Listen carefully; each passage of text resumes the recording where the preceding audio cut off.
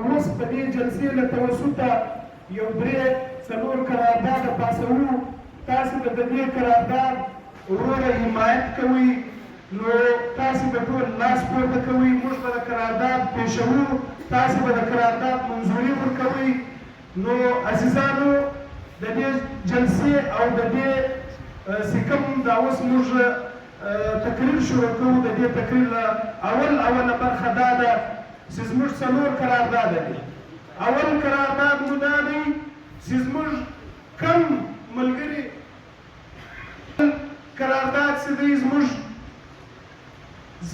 کم گرفتاره کارکنان دي دا وخت په اوږده جیل کې ناست دي،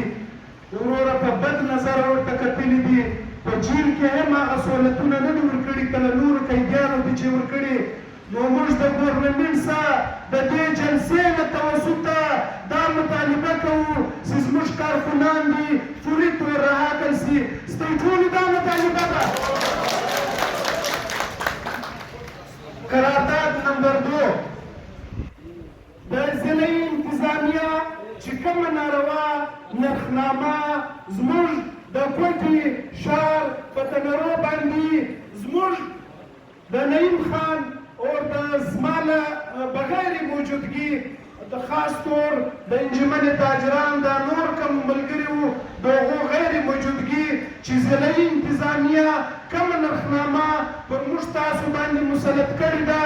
دا نرخنامه تاسې مسترد کوئ. ستاسو ګردو منظوره ده؟ قرارداد نمبر 3 سی گورنمنٹ آواز لږ چته گورنمنٹ سی په موږ باندې ناروا چاپې وایي او دا کم مجسریټ صاحبان سي وروره دا وخت په کوټه ښار کې صرف او صرف زموږ د تنرو والا کم کارکنان کم ممبران دي دوی چاپې باري جرمانې ورکوي. موږ له ګورنمنټ څخه دا پر زور مطالبه ده چې دا ناروا چاپې دي فوري طور بندې شي، دا باري جرمانې دي فوري طور باندې ختمې شي. ستاسو ټوله دا مطالبه ده.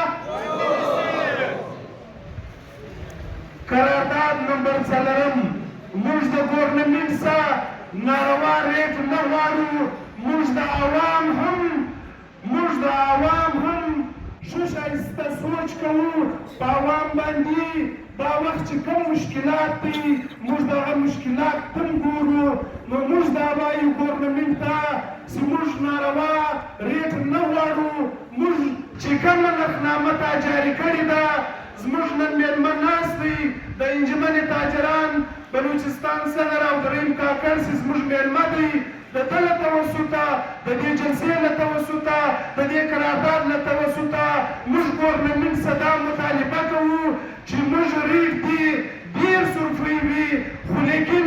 چې پېښور کې د پېښور کمیشنر چې کوم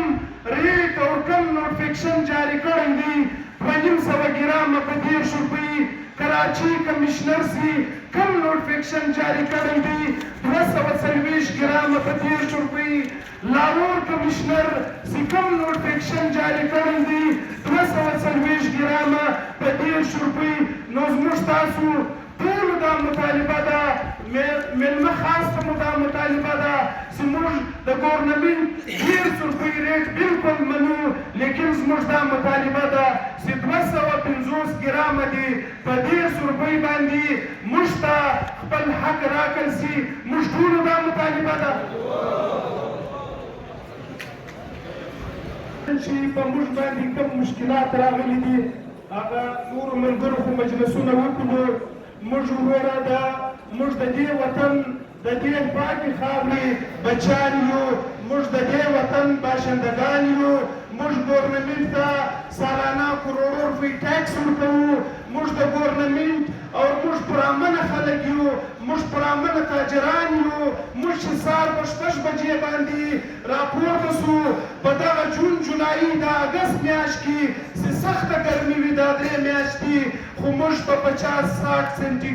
میټر ګرمي کې موږ د عوام خدمت کوو، په دا تناره کې لګیا یو. نو موږ یو ښایسته کار دی، زموږ یوه ښایسته پیشه ده، د تمام عوام زموږ سره تا نکات دي. نو موږ د ګورنمنټ څخه د دې جلسې له توسطه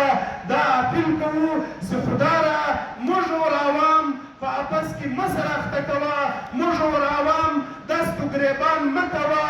موږ دا مطالبه ده یوه ساده مطالبه ده چې په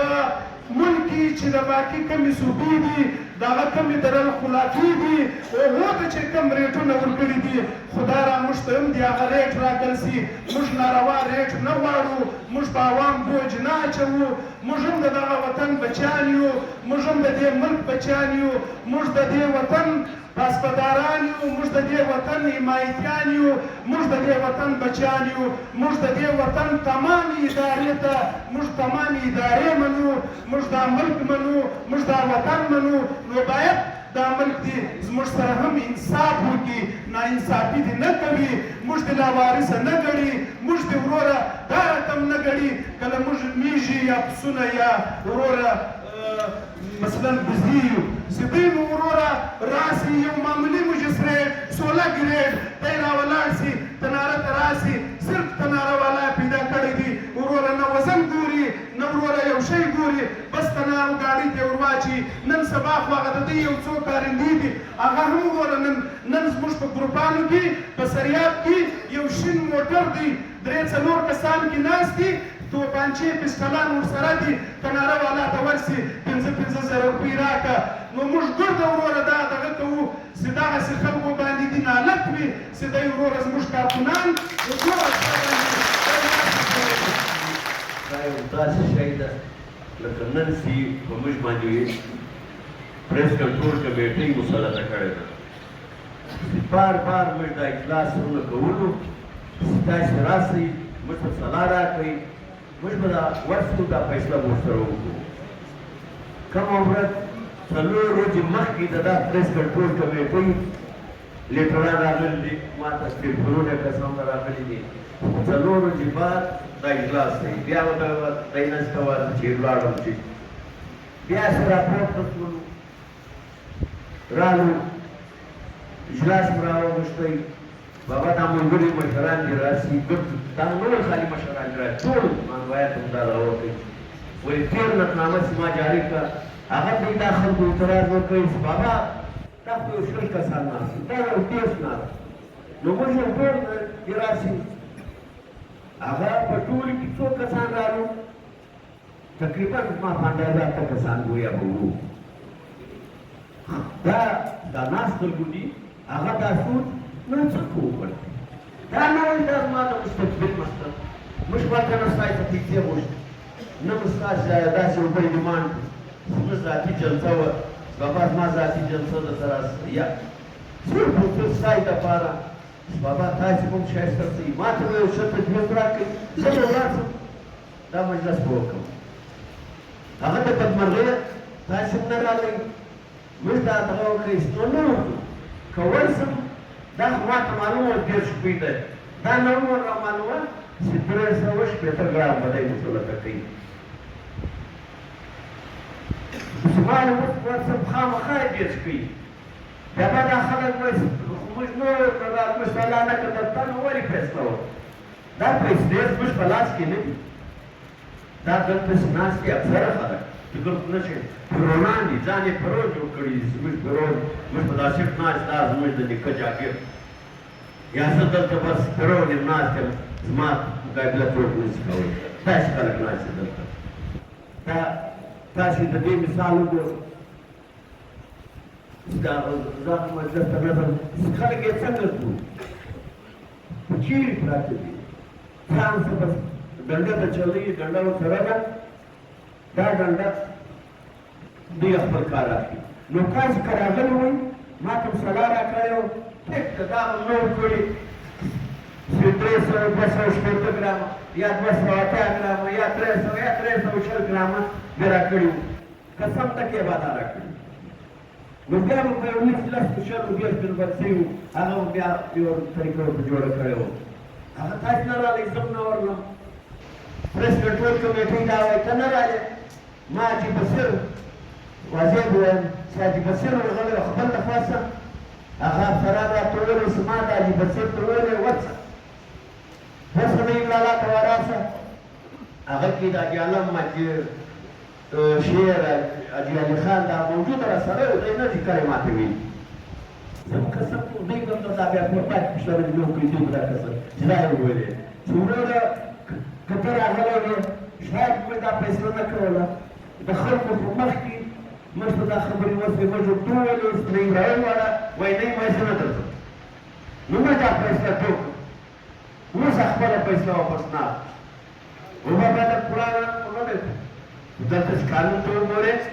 بالکل دی فیصله یې وکړه نو د پلار یې ولاکه بدله کړي دی پلار یې ورته راشي یا یې مور ورته راشي ولاکه یې بدله کړي دا به یو میاشت تر بل اجلاسه پورې دا به مسله کوي بیا به پریس کنټرول کمیټې راولاړېږي تجزیه به کوي مشرک به وي سیشن به وي تاجر به وي وکیل به وي دا څو کسان دي دا به ځي بیا به دغه بعد دا بدلېږي په اسانه دا نه بدلېږي نو دا ستاسو د بېغورۍ څخه شپېته ګرام مسله شوله نن ډي سي دا وایي ستاسو موږ پروا نه ساتي نه راځئ چې موږ په اجلاس باندې موږ غواړو نه راځي موږ بې عزتي وشي بیا دا غلطي بصیر بیا دا وکړه ما چې ولاکې اچېفون کړی ولاکې یا راته ویلي اشیاء خوشی دی هغه ما ډېر همدرده سړی دی چې ورته ویلي دا باوجود هغه سړی حاجي بصیر ما ته نه وویلې چې یاره دا سړی وایي راسه اجلاس ته که هغه سړي له زه خبره وم زه ورتلمه نو ما ته یې نه دي ویلي بس هغه ته یې خپل لخوا یې وویلې دا دی نو دا مسله شوله نو ستاسې دا خواست دی زما چې وغواړي څوک زه به وغواړم هر څوک چې مې سټیشن له څوک وغواړي یا د هغه ستاسو د فایدې لپاره وغواړي ستاسې به فایده وي هغه ولاکه دا یا دته انعام میلاوي یا دته به روپۍ ورکوئ یا دته به ورته غلا ولګېږي یو شی نه ورلګېږي یو فایده یې نه وي صرف ستاسې د فایدې لپاره چې دا رقم ته د دې دوه ور مخکې راغلی وي ولاکه د چا پلان فیصله لګولې دا په تاسې مسلطه کړی دا ستاسې نه نه راتلو بې پروا درته ناست یم ته ناره کړي دی ته تاسې نه راځي څه شي ته خورې بلا خو نه خورې راولاړ شه داسې دلته کښېنه ستا لپاره دا سړی پلاری لري دروغ وایي افسران دمکۍ وایي افسران ځان سره دشمنان پیدا کړي هغه نو په یو میز باندې په بل میز باندې دا خلکو ته موږ تنظیم کوو تاوانونه رارسوي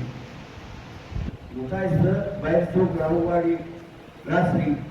که ذاتي شخصیت وشي نه وشي که ذاتي پروګرام نه وشي که د نور مسته وه تاسو باید تاسې راسئ چا نه ورسوئ نو دغه خبره زما ستاسې دا وله بیا زه څو خبرې کوم چې دا گورنمنٹ آج हमारा यह जलसा इस वजह से मुनक्किद किया गया है